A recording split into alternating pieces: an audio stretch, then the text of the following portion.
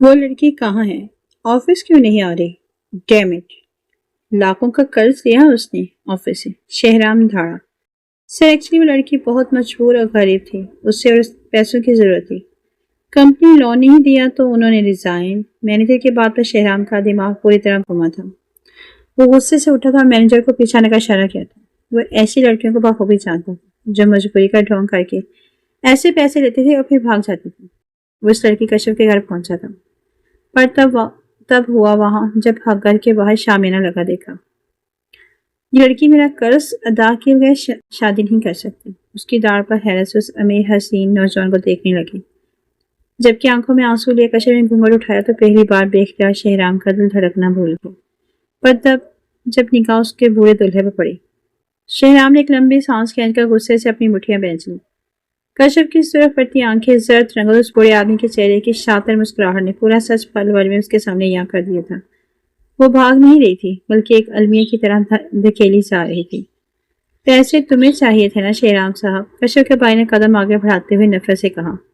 یہ صاحب ہمارا سارا قرضہ اتارے ہیں، اس لیے خاموشی سے نکل جائیں یہاں سے۔ شہرام نے ایک نظر کشف پر ڈالی جس کا چہرہ التجا و بے بسی کا شکار بنا ہوا تھا، اور دوسری نظر اس رقم کے چیک پر جو بوڑھے دولہے کے ہاتھ میں تھی۔ شہرام نے ایک لمبی اور سخت نظر بوڑھے دولہے اور پھر کشف کے بھائی پر ڈالی اور بولا، یہ نکاح نہیں ہوگا۔ پورے مجمع میں سناٹا چھا گیا۔ کشف نے بے یقینی سے گھونگھٹ کے پیچھے سے اپنی سرخ آنکھیں اٹھا کر اس مغرور اور بارعب شخص کو دیکھا۔ شہرام نے آگے بڑھ کے ایک کاغذ ان کے سامنے پھینکا۔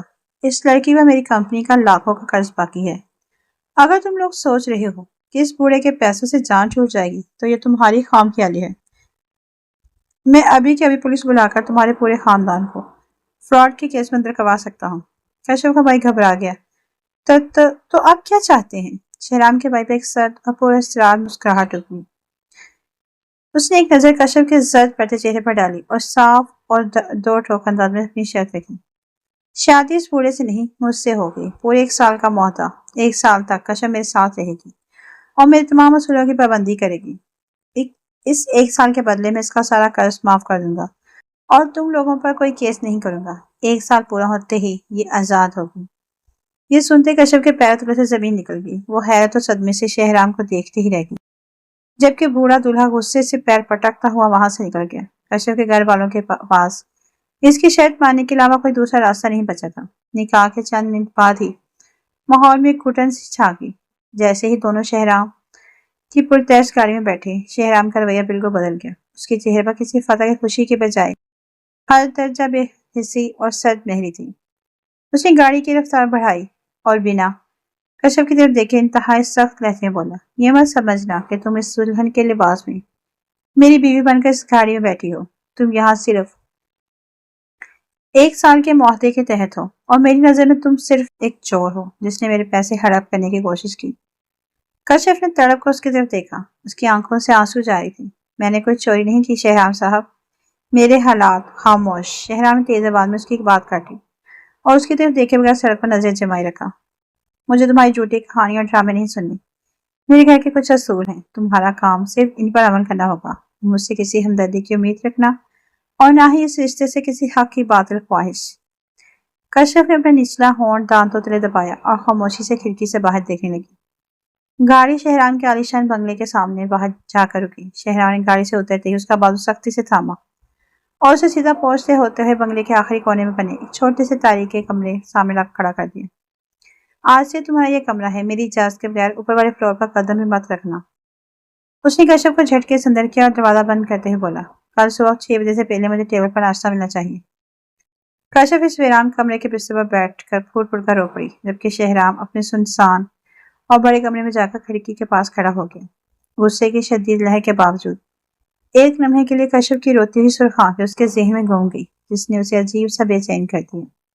صبح کے 6 بجنے میں ابھی چند منٹ باقی تھی جب کشف کانپتے ہاتھوں سے ناشتے کی ٹرے لیے شہرام کے روم کی طرف بڑھی۔ اس کی آنکھیں رات بھر روئے جانے کی وجہ سے سوجی ہوئی تھی اور چہرے پر خوف اور تھکن کا سایہ تھا۔ شہرام بلیک سوٹ میں ملبوس کھڑکی کے باہر پاس کھڑا کافی پی رہا تھا جب کشف نے ڈرتے ہوئے قدم اندر رکھا اور ٹرے میز پر رکھ دی۔ میں نے ناشتہ لگا دیا ہے، کشف نے نظریں نیچے کیے دھیمی آواز میں کہا اور فوراً پلٹنے لگی۔ میں نے تمہیں جانے کا حکم دیا؟ شہرام کے سرد اور باروں آواز پر کشف کی قدم وہیں چمکی۔ شہرام نے کافی کا مگ میز پر رکھا اور آہستہ آہستہ چلتا ہوا بالکل اس کے قریب آ کھڑا ہوا۔ اس کی تیز نگاہیں کشف کے زرد پڑتے چہرے اور ان کپ کپاتے ہونٹوں پر تھیں۔ تم شاید بولی ہو کشف، شہرام نے جھک کر اس کے کان کے قریب کہا، جس سے کشف کا پورا وجود کانپ اٹھا۔ تم اس گھر میں صرف ایک ملازمہ بن کر نہیں آئی ہو، تم نے مجھ سے نکاح کیا ہے اور اس 1 سال کے معاہدے میں تم پر میرا پورا حق ہے۔ شہرام نے آگے بڑھ کر اس کا بازو سختی سے اپنی گرفت میں لیا اور اسے اپنے بالکل قریب کر لیا۔ کشف کے ہونٹوں کو اپنے ہونٹوں میں سختی سے لیا۔ اس کے رویے میں کوئی نرمی یا محبت نہیں تھی، بلکہ ایک سرد حاکمیت اور اپنے رشتے کو وصول کرنے کا سخت جاہلانہ غرور تھا۔ شہرام صاحب پلیز، کشف کی آنکھوں سے آنسو ٹوٹ کر بہہ نکلے۔ اس نے اپنے دونوں ہاتھ اس کے سینے پر رکھ کر اسے پیچھے دھکیلنے کی ناکام کوشش کی۔ آپ نے کہا تھا یہ صرف ایک معاہدہ ہے اور اس معاہدے کی قیمت میں نے لاکھوں روپے کا قرض معاف کر کے ادا کی ہے۔ شہرام نے اس کی بات کرتے ہی اس کے چہرے کو اپنی انگلیوں کی سخت گرفت میں لیا۔ نکاح کا جو رشتہ تم نے مجھ سے جوڑا ہے اسے پورا وصول کرنا اب میرا حق ہے۔ تم اسے میری ضد سمجھو یا میرا غرور۔ شہرام نے اسے خود سے مزید قریب کیا، جبکہ کشف کی سانسیں رکنے لگی تھیں اور وہ اس کی سخت گرفت میں بے بس سی تھی۔ شہرام نے کشف کی کسی التجا اور التجائی نظروں کی پرواہ کیے بغیر اپنی سرد اور سنگ دلانہ ضد کے سامنے اس کی بے بسی کو کچل دیا۔ اس کے رویے میں نہ ہی کوئی نرمی تھی اور نہ ہی محبت، صرف ایک حاکمانہ غرور اور معاہدے کی قیمت وصول کرنے کا جنون تھا۔ جیسے اس کا مقصد پورا ہوا، اس نے کشف کو بالکل بے رحمی سے ایک طرف جھٹکا اور بنا اس کی طرف دیکھے اپنے کوٹ کے بٹن بند کرتے ہوئے ڈریسنگ روم کی طرف بڑھ گیا۔ چند منٹ بعد وہ مکمل طور پر تیار ہو کر روم سے باہر نکلنے لگا۔ جاتے جاتے اس نے دروازے کے پاس رک کر بستر پر پڑی نڈھال کشف پر ایک سرد اور لاپرواہ نگاہ ڈالی۔ مجھے شام کو گھر واپس آنے تک ہر چیز صاف و ترتیب سے چاہیے، اس نے بغیر کسی احساس کے کہا۔ اپنی گھڑی کے اسٹریپ کو درست کیا اور سرد رویے کے ساتھ کمرے کا دروازہ زور سے بند کر کے اپنے آفس کے باہر کے لیے نکل گیا۔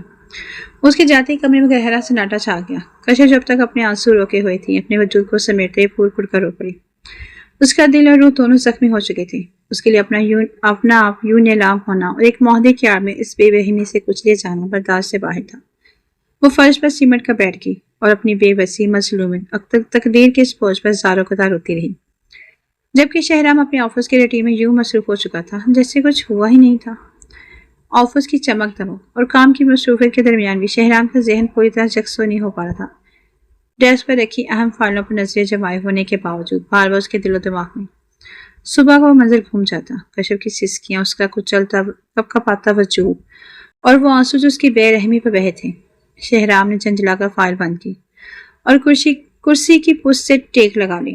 اس نے خود کو باور کرانے کی کوشش کی کہ اس نے جو کچھ بھی کیا وہ غلط نہیں تھا، یہ صرف ایک معاہدہ تھا جس کی قیمت اس نے ادا کی تھی، لیکن اس کے اندر کا انسان ایک عجیب سے بے چینی سے سلک رہا تھا۔ دوسری طرف شام ڈلتے ہی بنگلے کی اس تاریک اور خاموش کمرے میں کشف نے خود کو سنبھالنے کی کوشش کی۔ اس نے اپنے آنسو پہنچے، اپنے وجود میں بکھرے حوصلے کو سمیٹا اور اٹھ کھڑی ہوئی۔ اس کے چہرے سے اب خوف غائب تھا، اس کی جگہ ایک گہری اور سرد خاموشی نے لے لی تھی، ایسی خاموشی جو اندر کے کسی گہرے ٹوٹ پھوٹ کا پتہ دیتی تھی۔ اس نے شہرام کی ہدایت کے مطابق پورے گھر اور روم کی صفائی کی، لیکن اب وہ کوئی ڈری ہوئی مظلوم لڑکی نہیں لگ رہی تھی، بلکہ ایک ایسی عورت بن چکی تھی جس نے اپنی قسمت کو قبول کر کے اپنے جذبات کو پتھر کا کر لیا۔ رات کے 8 بجے شہرام کی گاڑی کا ہارن بجا۔ وہ جیسے ہی گھر کے اندر داخل ہوا، پورے بنگلے میں پھیلی صفائی اور سکون نے اس کا استقبال کیا۔ وہ بھاری قدموں سے اپنے کمرے کی طرف بڑھا، دروازہ کھولا۔ کشف وہی کونے میں رکھی کرسی پر ساکھ بیٹھی تھی۔ شہرام کے اندر آتے ہی وہ بنا کوئی لچک دکھائے بالکل سیدھی کھڑی ہو گئی۔ اس کا چہرہ بالکل سپاٹ اور آنکھیں خالی تھی، نہ کوئی التجا، نہ کوئی خوف اور نہ ہی کوئی آنسو۔ شہرام نے اسے غور سے دیکھا۔ کشف کی یہ بلا کی خاموشی اسے صبح کے روپ سے بھی زیادہ شدید اور ڈراؤنی لگی۔ کھانا ٹیبل پر لگا دیا ہے، کشف کی آواز میں کوئی جذبہ، کوئی اتار چڑھاؤ نہیں تھا۔ اس نے نظر شہرام کی آنکھوں میں گاڑی جس میں اب ڈر کا نام و نشان تک نہیں تھا۔ کیا شہرام صاحب، آپ کو آج رات کے لیے کچھ اور بھی وصول کرنا ہے یا میں جا سکتی ہوں؟ اس کے اس ایک سوال نے شہرام کے غرور پر جیسے کوڑا برسا دیا تھا۔ اس کا سکون بے حسی ایک پل میں ہوا ہو گئی تھی۔ کشف کی نفاذ نے شہرام کے غرور کی اونچی دیواروں کو لمحوں میں زمین پوس کر دیا تھا۔ اس کا جملہ الفاظ نہیں بلکہ ایک ایسا بے آواز تماچا تھا جس نے شہرام کے پورے وجود کو اندر تک ہلا کر رکھ دیا۔ اس کی روح کو سنسنا اٹھی تھی۔ وہ چند سیکنڈ کے لیے وہیں جم کر رہ گیا۔ اس کا ہر لفظ، اس کا وہ سپاٹ چہرہ، ان خالی آنکھوں کا سرد پن شہرام کے لیے ناپائیدار ثابت ہوا تھا۔ وہ کوئی بھی سخت جواب دینا چاہتا تھا لیکن اس کی زبان نے ساتھ نہ دیا۔ وہ شخص جو ہمیشہ دوسروں کو اپنے اشاروں پر نچاتا آیا تھا آج پہلی بار اپنی ہی نظروں میں گرتا ہوا محسوس کر رہا تھا۔ کشف بغیر کوئی دوسرا لفظ بولے شہرام کا جواب سنے بغیر نہایت باوقار اور خاموش قدموں سے اس کے قریب سے گزر کر باہر نکل گئی۔ اس کے اس خاموش بے نیازی نے شہرام کے اندر ایک دنیا طوفان برپا کر دیا تھا۔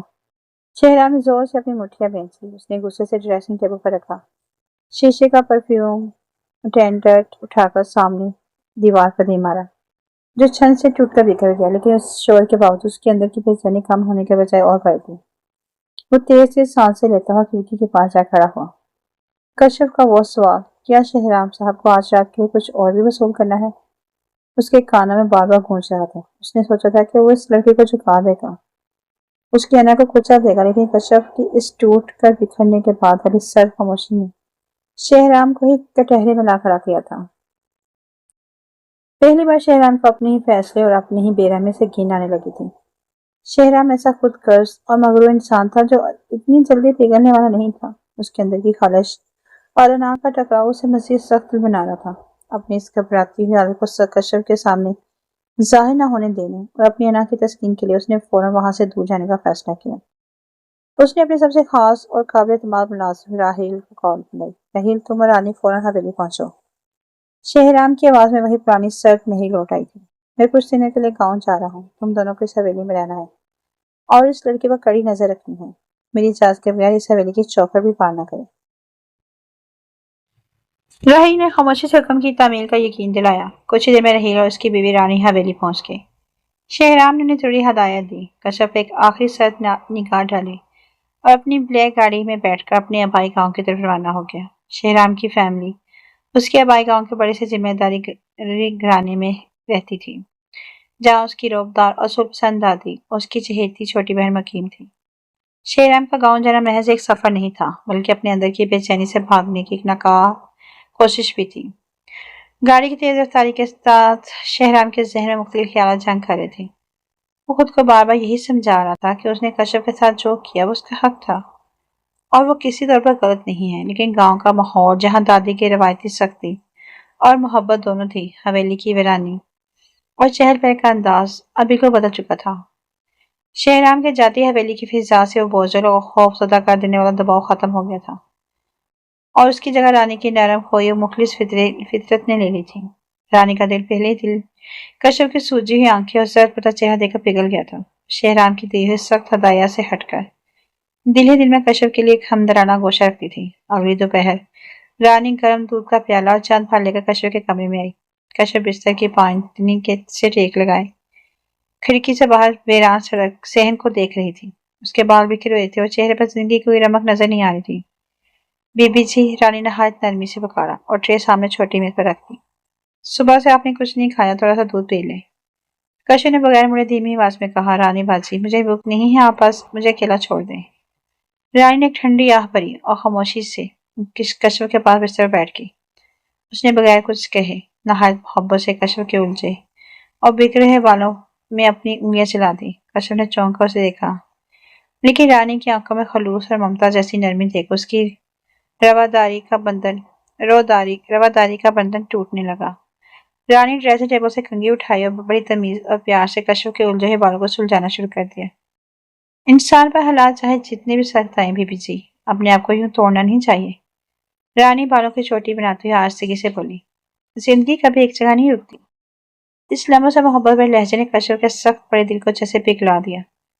اس کی آنکھوں سے ایک بار پھر آنسو ٹپک پڑے، لیکن اس بار وہ آنسو بے بسی کے نہیں بلکہ اپنائیت کے احساس کے تھے۔ آہستہ آہستہ بالوں کی کنگھی کے ساتھ ساتھ کشف کا دل بھی ہلکا ہونے لگا۔ اس نے خود کو سنبھالا اور رانی کے سوالوں کا جواب دیتے دیتے اپنے گھر، اپنی مجبوریوں اور حالات کے بارے میں باتیں کرنا شروع کر دی۔ رانی نے صرف اس کی باتیں سن کر اس کے دل جوئی کی بلکہ اس کے اندر جینے کی اور اس کا حالات کا مقابلہ کرنے کی ہمت بھی جگائی۔ رانی کی محبت، خلوص اور ہمدردی نے واقعی کشف کے مرجائے ہوئے وجود میں نئی روح پھونک دی تھی۔ وہ آہستہ خاموشی کے خور سے باہر نکل رہی تھی اور رانی سے اپنے دل کی باتیں شیئر کرنے لگی۔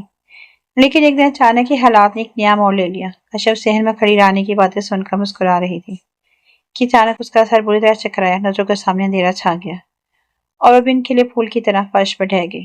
بی بی جی، رانی نے چیخ کر اسے سنبھالنے کی کوشش کی، لیکن وہ مکمل بے ہوش ہو چکی تھی۔ رانی کے ہاتھ پیر پھول گئے۔ اس نے فوراً اپنے شوہر راہیل کو آواز دی اور گھبراہٹ میں ڈائریکٹ شہرام کو کام فون میں لا دیا۔ صاحب، بی بی جی اچانک بے ہوش ہو گئی ہیں، ان کا جسم بالکل ٹھنڈا پڑ رہا ہے، رانی نے روحانی انداز میں کہا۔ دوسری طرف فون پر یہ خبر سنتے ہی گاؤں میں اپنی دادی کی حویلی میں بیٹھا شہرام ایک دم سے بے چین ہو اٹھا۔ اس کے ہاتھوں سے چائے کا کپ چھٹ کر گرتے گرتے بچا۔ عجیب سی گھبراہٹ اور انجانے خوف نے اسے گھیر لیا۔ اس نے بغیر ایک لمحہ ضائع کیے اپنی چابیاں گاڑی کی چابیاں اٹھائیں۔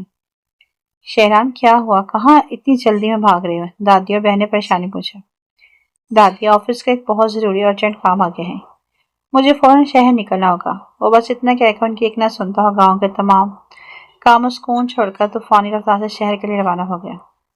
پورے راستے اس کی نگاہیں سڑک پر تھیں، لیکن دل میں صرف کشف کی بے ہوشی کا خوف تھا۔ وہ جس رفتار سے گاڑی بھگا بھگا کر پہنچا، شاید اس نے خود بھی کبھی سوچا نہ تھا۔ حویلی پہنچتے ہی اس نے راہیل کے ساتھ مل کر بے ہوش کشف کو فوراً گاڑی میں منتقل کیا اور سیدھا شہر کے سب سے بڑے پرائیویٹ ہاسپٹل لے گیا۔ کچھ دیر کے معائنے کے بعد جب لیڈی ڈاکٹر ایمرجنسی روم سے باہر آئی تو شہرام کے چہرے پر بے چینی کے ساتھ ساتھ غصہ اور خوف واضح تھا۔ ڈاکٹر، وہ ٹھیک تو ہے نا؟ کیا ہوا ہے اسے؟ شہرام نے آگے بڑھ کر پوچھا۔ ڈاکٹر کے چہرے پر ایک نرم اور خوبصورت مسکراہٹ ابھری اور اس نے شہرام کو دیکھا، مبارکباد دیتے ہوئے کہا، مبارک ہو مسٹر شہرام، آپ کی آواز بالکل ٹھیک ہے، بس شدید کمزوری اور سٹریس کی وجہ سے وہ بے ہوش ہوئی تھی۔ اینڈ شی از پریگننٹ، آپ باپ بننے والے ہیں۔ یہ الفاظ سنتے ہی شہرام کی زبان جیسے گینگ ہو گئی۔ باپ بننے والا ہوں؟ یہ گڈ نیوز اس کے لیے کسی دھماکے سے کم نہیں تھی۔ ایک طرف اس کی وہ خود غرضی اور معاہدہ تھا اور دوسری طرف اب اس کی اپنی اولاد کشف کے وجود میں سانسیں لے رہی تھی۔ ڈاکٹر کی بات سن کر کشم کا پورا وجود ایک گہری اور اذیتناک کشمکش کی لپیٹ میں آ چکا تھا۔ ایک حساب کتاب ہم اپنی زندگی میں اچانک محبت اور نفرت کی سرحد پر یہ ایک ایسی حقیقت آن کھڑی ہوئی تھی جس کے لیے بالکل تیار نہیں تھی۔ ہسپتال کے ٹھنڈے سنسان کمرے کے بستر پر لیٹے ہوئے کشف نے اپنے کانپتے ہاتھوں کو آہستہ سے اپنے پیٹ پر رکھا۔ اس کی آنکھوں سے خاموش آنسو بہہ کر تکیے میں جذب ہونے لگے۔ اس کے ذہن میں ایک ساتھ دو مختلف تصویریں گھومنے لگی۔ ایک طرف 1 سال کا وہ تلخ معاہدہ تھا، ایک ایسی سرحد جس کے ختم ہوتے ہی اسے ایک قید خانے اور شہرام کی بے رحمی سے آزاد ہونا تھا، اپنی زندگی کو نئے سرے سے جینا تھا۔ اور دوسری طرف اس کے وجود کے اندر پنپتی ہوئی وہ ننھی سی جان تھی جس کا باپ وہی شخص تھا جس نے اس کے غرور اور خودداری کو چکنا چور کیا تھا۔ 1 سال بعد جب یہ معاہدہ ختم ہو جائے گا، کشف نے دل ہی دل میں سوچا۔ اس کا گلا گھٹنے لگا، تو میں اس بچے کا کیا کروں گی؟ کیا شہرام اسے مجھ سے چھین لے گا یا میں اسے اپنے ساتھ اس بے نام اور ادھورے رشتے کے سائے تلے پالوں گی؟ اس بے بس عجیب کشمکش نے کشم کو اندر سے توڑ کر رکھ دیا تھا اور وہ آزاد ہونا چاہتی تھی، لیکن اب اس کے وجود میں سے جڑی یہ نئی زندگی اسے ایک عجیب سے بندھن میں جکڑ رہی تھی۔ ایک ایسا بندھن جس کی چابی شہرام کے ہاتھ میں تھی، لیکن اس کا بوجھ صرف کشف کے نازک کندھوں پر تھا۔ دروازے کے پاس کھڑا شہرام کشف کے چہرے کی اس کربناک کشمکش اور بہتے آنسوؤں کو خاموشی سے دیکھ رہا تھا، لیکن اس کے پاس بھی سلجھن کا فی الحال کوئی جواب نہیں تھا۔ شہرام کے اندر کا باپ جاگ چکا تھا اور پہلی بار اس کا سخت اور مغرور دل کشف کے لیے نرم پڑ رہا تھا۔ اس نے کشف کو ہسپتال سے حویلی لاتے اس کا حد سے زیادہ خیال رکھنا شروع کر دیا۔ بہترین لیڈی ڈاکٹرز کا انتظام، وقت پر ادویات اور رانی کو دن رات کشف کی دیکھ بھال کے سخت ہدایات۔ شہرام اب ہر ممکن کوشش کر رہا تھا کہ کشف کسی قسم کی تکلیف نہ ہو، لیکن بہت دیر ہو چکی تھی۔ کشف اب وہ ڈری اور سہمنے والی لڑکی نہیں تھی۔ وہ شہرام کے اس بدلے ہوئے روپ اور اپنائیوں سے متاثر ہونے کی بجائے صرف اور صرف نفرت کرنے لگی تھی۔ ایک شام شہرام خود اب ہاتھوں میں پھلوں کی ٹرے لیے کشف کے کمرے میں آیا۔ کشف بستر بیٹھی تھی اور شہرام کو دیکھتے اس کے چہرے پر زہر کھان مسکراہٹ ابھری۔ کشف، تم نے دوپہر سے کچھ نہیں کھایا، ڈاکٹر نے کہا، اس وقت تمہیں اپنی اور بچے کی خوراک کا بہت خیال رکھنا ہے۔ شہرام نے نہایت نرمی اور پہلی بار محبت بھرے لہجے میں کہا اور ٹرے سائڈ ٹیبل پر رکھ دی۔ کشف نے نفرت سے بڑی نگاہیں اس پر جمائی۔ یہ ڈرامہ بند کیجیے شہرام صاحب۔ کشف کی آواز میں ایسی سردی تھی کہ شہرام کا دل دھڑکنا بھول گیا۔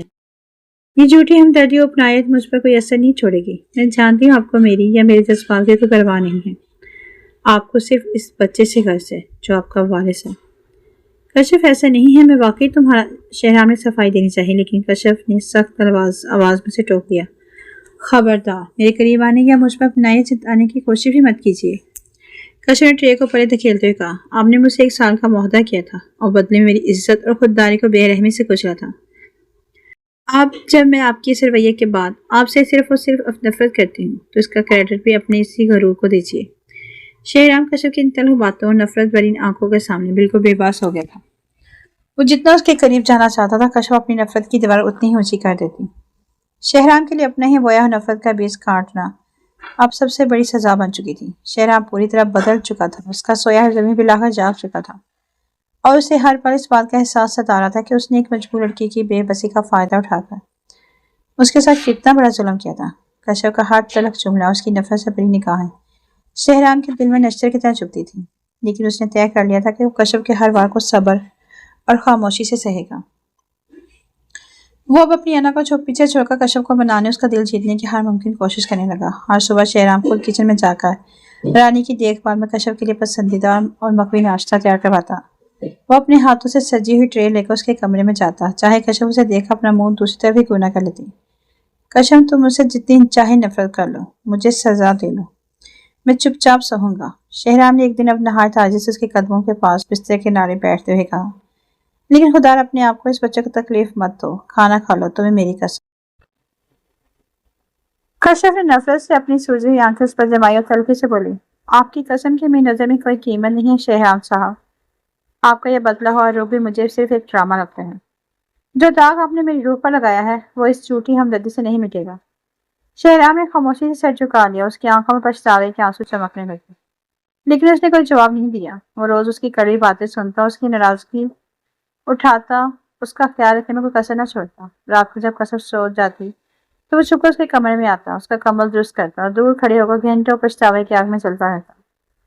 کشف شہرام کی اس بے پناہ صبر، عاجزی اور مسلسل لگن کو دیکھ کر اندر ہی اندر ہلنے لگی تھی۔ وہ جتنا اسے خود سے دور دھکیلتی، شہرام اتنی خاموش محبت پچھتاوے کے ساتھ اس کے گرد حفاظتی حصار بن جاتا۔ شہرام ابھی کشف کی منتوں سے معلوم کر ہی رہا تھا کہ حویلی کے مرکزی حال میں بھاری اور روبدار قدموں کی چاپ گونجی۔ گاؤں سے بغیر بتائے شہرام کی دادی جان، ان کی لاڈلی پوتی شہرام کی چھوٹی بہن ماریا حویلی پہنچ چکی تھی۔ شہرام کہاں ہو تم؟ دادی جان کی روبدار آواز پورے حال میں گونج اٹھی۔ شہرام نے گھبرا کر کمرے سے باہر قدم رکھا، سامنے دادی جان کو صاف پر ہاتھ ٹیک کے سخت تاثرات کے ساتھ کھڑے دیکھا۔ ماریا حیرت سے ارد گرد کا جائزہ لے رہی تھی۔ ابھی وہ کچھ بولتا کہ رانی صحن سے کشف کے لیے جوس کا گلاس لے کر نکلی اور کشف کے کمرے کا دروازہ تھوڑا سا کھولنے پر اندر بستر پر لیٹی کشف، دادی جان اور ماریا کی نظروں کے سامنے آ گئی۔ حویلی میں ایک دم سناٹا چھا گیا۔ ماریا کی آنکھیں حیرت سے پھیل گئی، جبکہ دادی جان کے چہرے پر غصے کی شدید لہر دوڑی۔ یہ لڑکی کون ہے شہرام؟ دادی نے اپنی لاٹھی زمین پر مارتے ہوئے سخت آواز میں پوچھا، اور یہ تمہارے نیچے کمرے کے پاس کیا کر رہی ہے؟ کچھ ہی دیر میں حویلی کا بڑا ہال ایک باقاعدہ تال کی شکل اختیار کر چکا تھا۔ دادی جان صوفے پر حاکمانہ انداز میں بڑا جمان تھی اور ماریا ان کے پاس حیرت اور تجسس سے کھڑی تھی۔ سامنے کٹہرے میں مجرموں کی طرح شہرام سر جھکائے کھڑا تھا۔ کشف کبھی رانی کے ساتھ ہال میں لایا گیا تھا، جو بالکل خاموش اور سپاٹ چہرہ لیے ایک طرف کھڑی تھی۔